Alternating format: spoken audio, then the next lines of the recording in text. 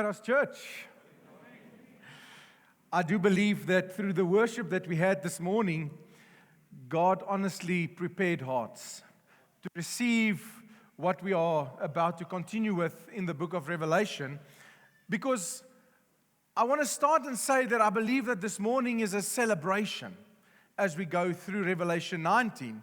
We celebrate the fact that the bride is finally dining with the bridegroom. That's exciting. We celebrate the fact that the rider on the white horse is victorious over evil as he returns. Jesus returns. And then we celebrate the fact that those who dined with him become witnesses to this victory before they reign for 1,000 years with him and final judgment comes. That is a celebration indeed.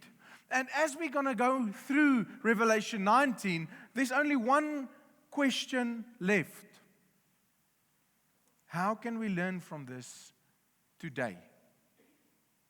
What can we take from this word and apply to our lives today to make our journey more effective, to make this word relevant to us and to our lives? Because if we are honest, everything the word tells us needs to become relevant to us in our lives. Amen? And perhaps over the last few weeks of preaching, it might have felt a little harsh at some times because of what was carried over. It might have been a little tough to hear, but friends, God has placed such a deep yearning and concern in my heart for every person sitting here, for every soul that needs to hear the truth, that I cannot do anything other than share the blatant truth of His Word and how sometimes on this earth we are not making it relevant in our lives. And by not making it relevant in our lives, by just saying these things or reading these things and not applying it to our lives, what are we doing? What are we doing? Are we playing around with Christianity? You know, to get to this revelation, God also showed me a few things. He showed me that over years, the drive for salvation has been to get to heaven. And this is something that as I grew up was constantly taught. This is something that I know today is being taught, that salvation is a way to get to heaven. We see these cars driving around shouting out loud to non-believers that if you're not going to get saved, you're going to go to hell. And I think to myself, as I ponder on this word, what are we doing? Because we are trying to pull people in from a place of fear. We are trying to pull people in, not by the truth and the love of Jesus Christ, but by the fear of going to hell. And that's not the message that I believe God wants us to proclaim to this world. That's also not the reason that we need to pursue Jesus and be saved. Because we are not saved to go to heaven. We are saved because of our relationship with Jesus. When did heaven become the point? And Jesus a way to get there? Instead of Jesus being the point of our existence, and heaven a result of us having a relationship with Him. And that's something, friends, that we cannot play around with. Because as I'm reading the scripture, I'm reading about the bride and the bridegroom. The bride does not get excited about where she's going to live the day she gets married. The bride gets excited to spend the rest of her life with the bridegroom, no matter where they stay, no matter what they do, as long as they face it together. That's the point of marriage. That's the point of coming together and being a bride and a bridegroom. The bridegroom doesn't just tag along and pay for everything that the bride wants. It doesn't work like that. Why do we make Christianity that? Why do we pursue where we're going instead of who we're going to be with? So before I get ahead of myself, let's first pray. King Jesus, my prayer this morning is that we will make much of you. That what we hear this morning, Lord, would be all about you and all to glorify your name. And Lord, thank you for worship that we just had, Lord, where our hearts was opened to receive what your Holy Spirit wants to speak to us about this morning. And Lord, that is my prayer, that as I speak, it won't be me, but it would be you, Lord. I lay my life down, myself down, my emotions, my opinions down before you this morning, so that your Holy Spirit can work through me and that fruit can be seen from what is sown this morning. I pray in your mighty name. Amen. The title of my message, The King's Return, because that is what Revelation 19 is all about. So let's read Revelation 19 from verse 1 to 10. After this, I heard what seemed to be the loud voice of a great multitude in heaven, crying out, Hallelujah! Salvation and glory and power belong to our God, for his judgments are true and just. For he has judged the great prostitute who corrupted the earth with her immorality and has avenged on her the blood of his servants. Once more they cry out, Hallelujah! The smoke from her goes up forever and ever. And the 24 elders and the 4 living creatures fell down and worshipped God who was seated on the throne, saying, Amen, Hallelujah. And from the throne came a voice saying, Praise our God, all you, his servants, you who fear him, small and great. Then I heard what seemed to be the voice of a great multitude, like the roar of many waters, and like the sound of mighty peals of thunder, crying out, Hallelujah. For our Lord our God, the Almighty reigns. Let us rejoice and exult and give him the glory, for the marriage of the Lamb has come, and his bride has made herself ready. It was granted her to clothe herself with fine linen, bright and pure. For the fine linen is the righteous deeds of us, of the saints. And the angel said to me, Write this, Blessed are those who are invited to the marriage supper of the Lamb. And he said to me, These are the true words of God. Then I fell down at his feet to worship him, but he said to me, You must not do that. I am a fellow servant with you and your brothers who hold to the testimony of Jesus. Worship God, for the testimony of Jesus is the spirit of prophecy.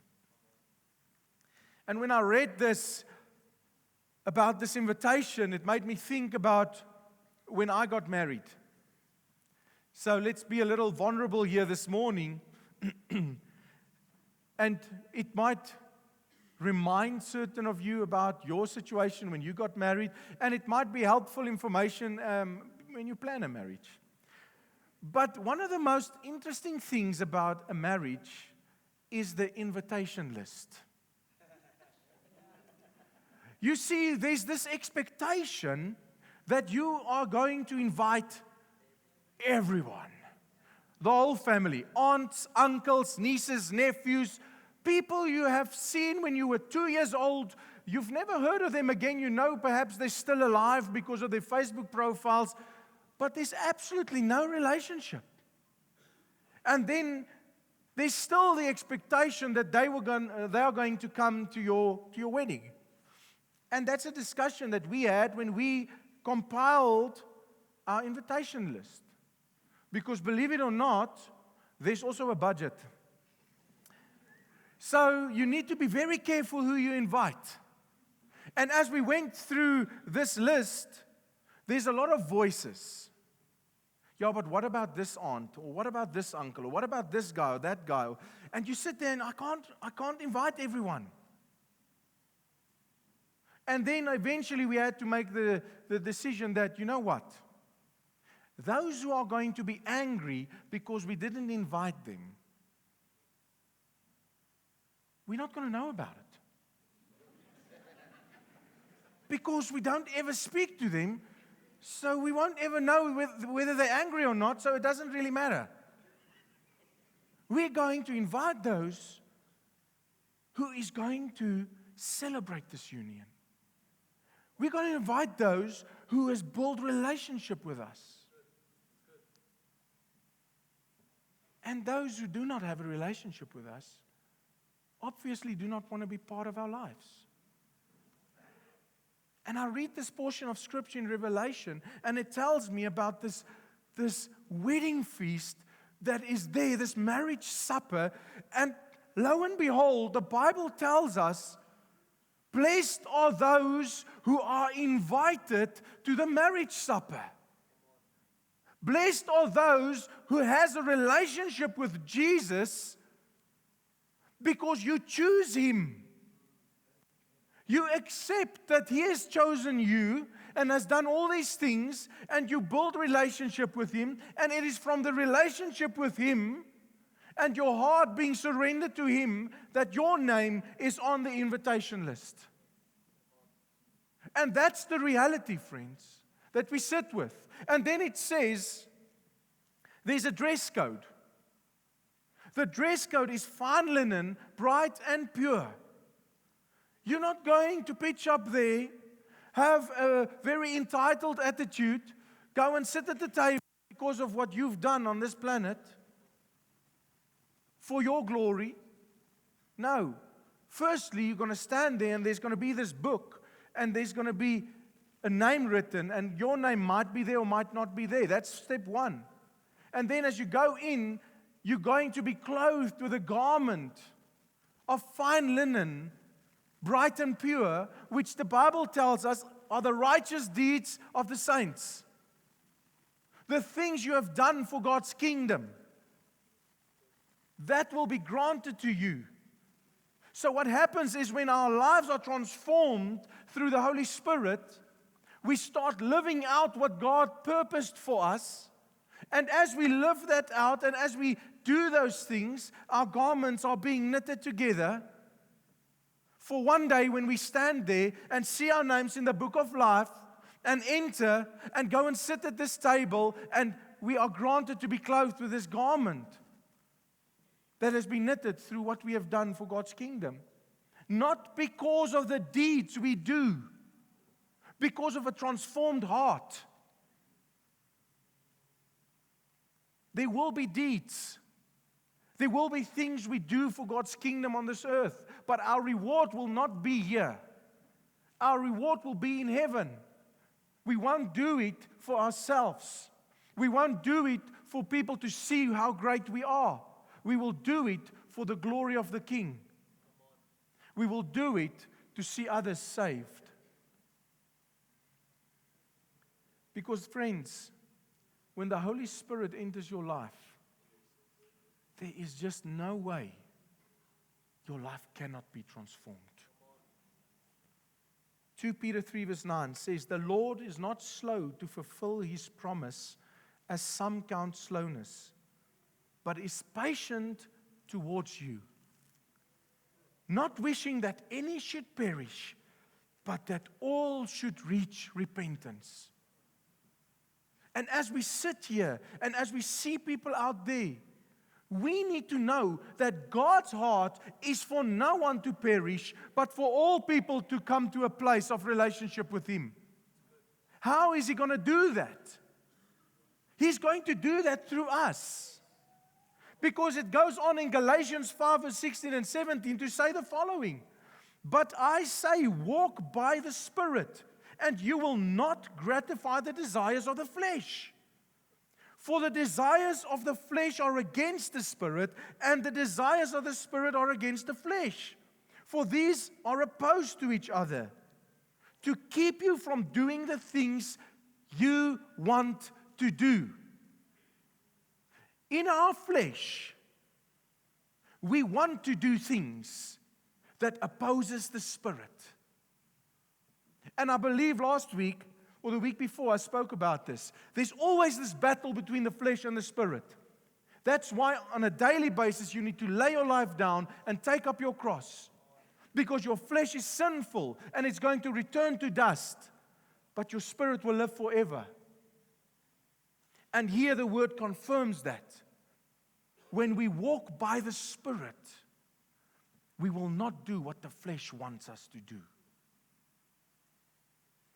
So as we test everything in our lives with His Word, how can we sit here and accept that people are going to hell? How can we sit here and accept that people do not know about Jesus? because that's His heart. So if it is His Spirit in me, how can my heart not be transformed to want the things He wants? To share the gospel He commanded us to share. How can we make salvation about sitting and waiting for heaven? I'm just going to give it a moment, because that's what Christianity has become. Thank goodness I'm saved. I don't care about the rest of the people. I'm going to heaven. Did heaven become the point in your life instead of Jesus? Dare I say that that does not look like a transformed heart? Dare I say that to carry God's heart is to have concern for His people that are unsaved? If I make it all about me and heaven, it stays all about me. Instead of preaching the gospel and showing others through the way I live that Jesus loves them. Not doing the things I want anymore. Are we in that place where we give up the things we want to do, friends, for the sake of the kingdom? Are we able to sacrifice our wants, our needs, our desires? It's challenging, isn't it? It's challenging. And it should be. Because God's word offends the flesh. The truth offends the flesh. Everything in you, inside you, is screaming, how can you say that? Because that's what my flesh said when I prepared this message. What will people think? But it's time that the truth is being preached, friends. It's time that we stop living for ourselves. It's time that our concern becomes less about us and more about those who are not saved yet. Isn't that the Great Commission? Isn't that what we need to do? But then after a heart has been transformed and our desires becomes this, after this wonderful wedding feast, Revelation 19 continues. It says in verse 11 to 21, then I saw heaven opened, and behold, a white horse. The one sitting on it is called Faithful and True, and in righteousness he judges and makes war. His eyes are like a flame of fire, and on his head are many diadems, and he has a name written that no one knows but himself. He is clothed in a robe dipped in blood, and the name by which he is called is the Word of God. And the armies of heaven, arrayed in fine linen, white and pure, were following him on white horses. From his mouth comes a sharp, two-edged sword with which to strike down the nations. And he will rule them with a rod of iron, and will tread the winepress of the fury of the wrath of God, the Almighty. On his robe and on his thigh he has a name written, King of Kings and Lord of Lords. Then I saw an angel standing in the sun, and with a loud voice he called to all the birds that fly directly overhead, come, gather for the great supper of God, to eat the flesh of kings, the flesh of captains, the flesh of mighty men, the flesh of horses and their riders, and the flesh of all men, both free and slave, both small and great. And I saw the beast and the kings of the earth with their armies gathered to make war against him who was sitting on the horse and against his army. And the beast was captured, and with it the false prophet, who in its presence had done the signs by which he deceived those who received the mark of the beast, and those who worshipped its image.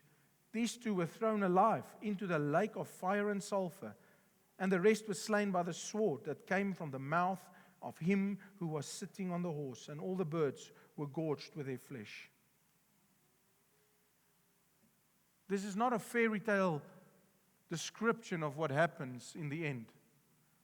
It's quite rough if you try and imagine what they're saying here.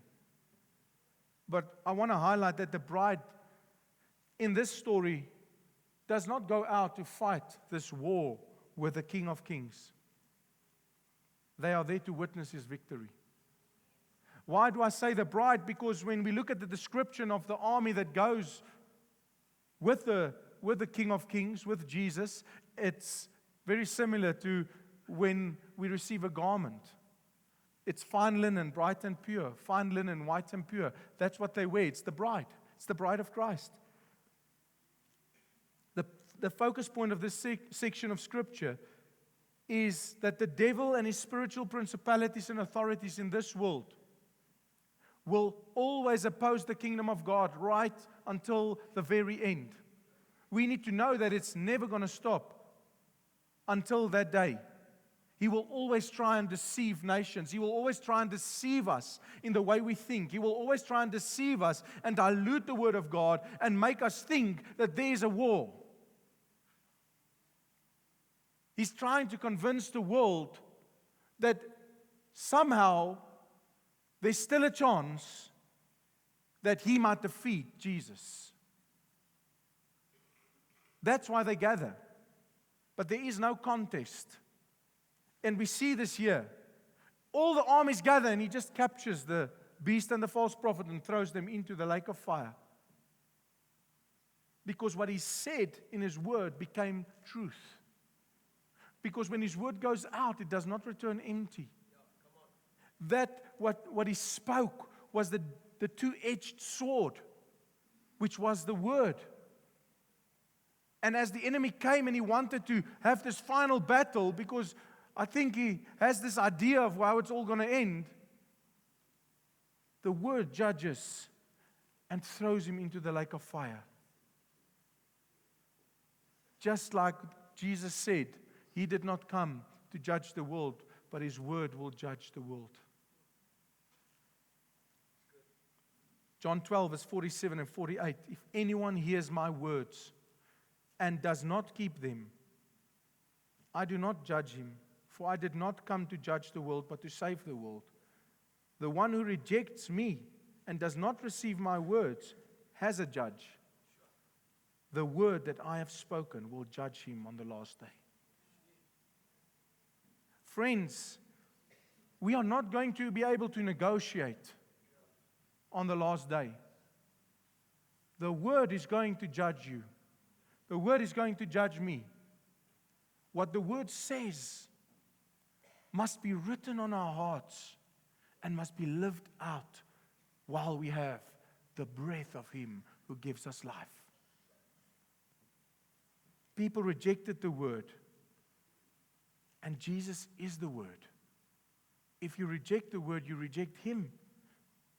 Rejecting Jesus as Lord and Savior places judgment on those who makes that decision. And if we cannot see, like what we experienced on Ascension Day, Thursday, that the whole book, the laws of Moses, the prophets, the Psalms, everything points to Jesus. If we reject any of it, we are rejecting him. The whole counsel of God is what we need to know and live out. Not just portions.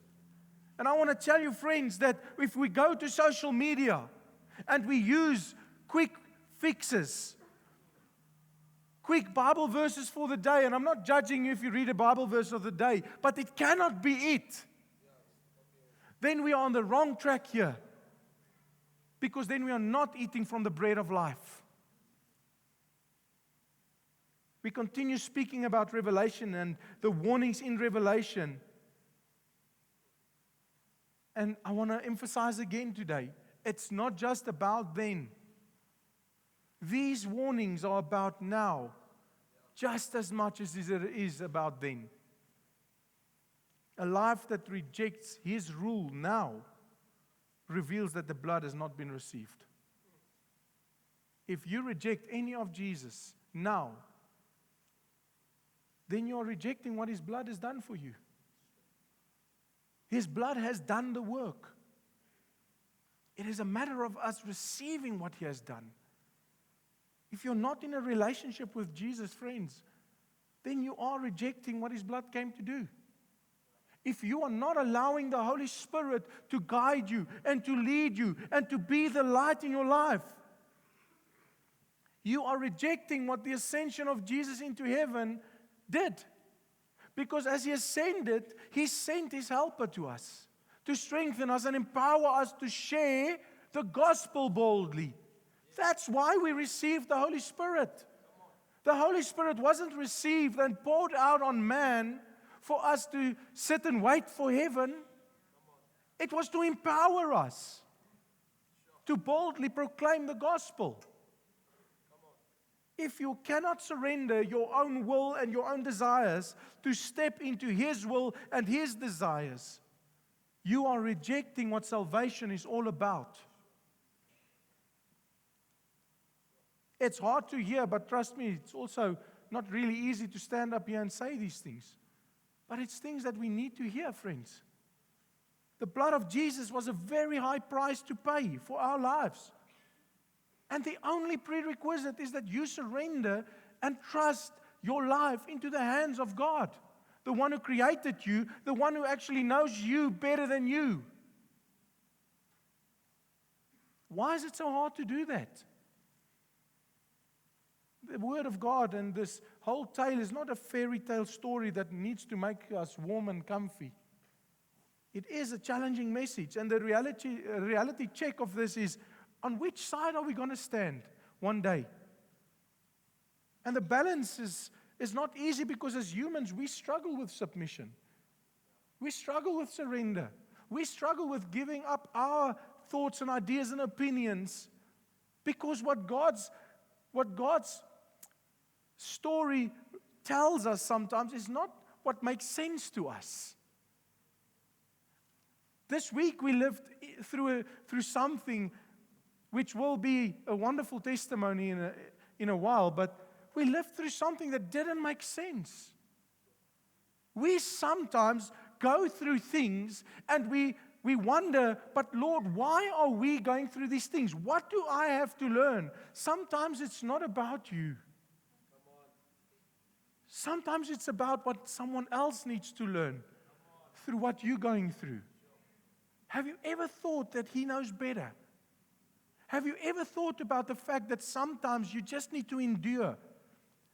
But thank goodness He sent His Holy Spirit to allow you to push through. And someone else's life is transformed through it.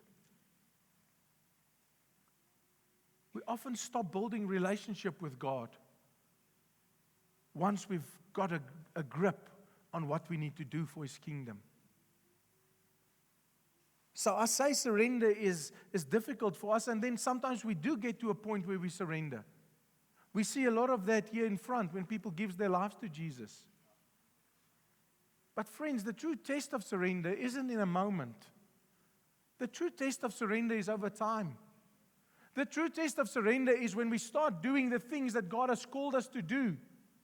Do we still keep Him the point? Because as humans, our nature is to go into the deeds, to master the deeds, and then to tell ourselves that we're okay because we can do the deeds well. But in the process of mastering what God commanded us to do, we lose God. That's the true test of surrender. Once we stop pursuing Him, once we stop speaking to Him and stop reading His Word and stop wanting to spend time with Him, our salvation moves from faith-based to work-based.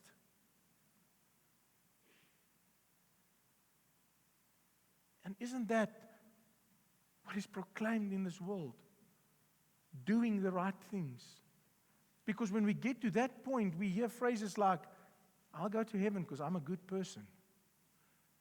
I'll go to heaven because I'm doing all the right things. We lost the point because now it's about me again. This is a fight that we constantly need to fight. It must stay about Jesus. It must stay about His will and His way and His purpose. He is the way, the truth, and the life. Oh man, it challenges our flesh.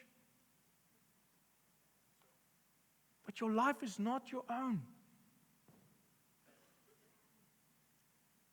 When we start relying on our own strength and our deeds to get into heaven, I want to tell you this morning, your deeds will become a burden to you. Because you're not going to rely on the Holy Spirit anymore. Your deeds will burn you out. Your deeds will become a bitter thing in your life because no one looks at me. No one says thank you. No one acknowledges what I'm doing. I'm doing all these things for God. Are you?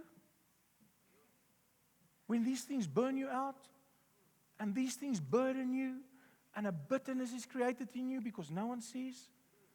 Or are you doing it for the King of Kings? No matter who sees, no matter who says thank you, because of the joy that He has placed in you and gifted you with something that you can do, even if it's standing at that door and greeting people. Friends, Revelation 19 is a reminder that our seat at the table is not earned. It is by invitation. But the message of Revelation 19 is a message of relationship. Relationship with the King. And when we have relationship with Him, we don't have to worry whether we're going to be on that list. Because we'll speak to our King. We'll do what He asks us to do. We'll be obedient even though it's sometimes difficult. Revelation 19 is not showing us what will happen. It is revealing who truly belongs to Him. Do you belong to Him? Because, friends, the table is being prepared. As we sit here, the table is being prepared. The wedding feast is coming. The King is returning victoriously. But not everyone will be at that table. That's the hard truth of it. And I believe that that's the conviction God placed on my heart for all of you. Our hearts needs to be turned towards Him. We cannot live like we've lived before we knew Him. We cannot do the things we used to do. We're going to lose friends. We're going to have family not come anymore. We're going to be the ones pointed at work. We're going to have the comment of, you've changed. You're not fun anymore. And all of those things are going to be lies. But all of those things want to keep you where you are at instead of allowing God to grow you spiritually. It's not always easy. But the Word says that we will be persecuted in this life. They will hate you because they hated Jesus. They crucified Him. They crucified Him for speaking the truth. And if we cannot live with a conviction in our lives, then there's no purpose to us living out there. Why do we do then what we do? Why do we come here? Do you know Him or do you know about Him? Jesus is an intimate God. Not like other religions with dead gods. He's alive. And He wants a relationship with you. He yearns for a relationship with you. His Word tells us He's giving us time. How much time do you have left to make a difference and to love Him with everything you have? So today, I want to ask you, don't settle for a version of salvation that leaves you unchanged. Let salvation change you. Don't settle for a relationship where you never speak to Him. Don't settle for a faith that costs you nothing. And don't settle for a church that is scared to share the truth. Because He didn't die for you to sit and wait for heaven. He died to bring you into relationship. He died so that His Spirit can empower you. The King is coming back. Will you be ready to meet Him? Let's pray. King Jesus, what a challenging message this morning. But what a glorious outcome, Lord, when we receive it. Lord Jesus, in this moment, Lord, I know that your Holy Spirit is working. And Lord, I ask that as conviction is placed on lives, that we will not settle for ordinary. We will not settle for what we are used to. But Lord, that we will be so convicted by your Spirit, Lord, that we would want to settle for extraordinary. And not because we have the power, Lord, but because we surrender our lives to you, so that your Holy Spirit can strengthen us and empower us to see your kingdom grow. Lord, may no one that encounters us say they did not know about the greatness and the goodness of Jesus Christ. I pray, Lord, that we would be different when we walk out of here today. Bold for your kingdom. Walking out here humbly.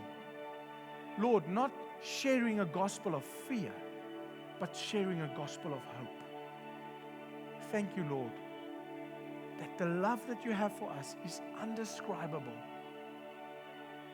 Thank you, Lord, that as we receive that love, our lives are forever changed. I speak a blessing over this congregation and this lampstand.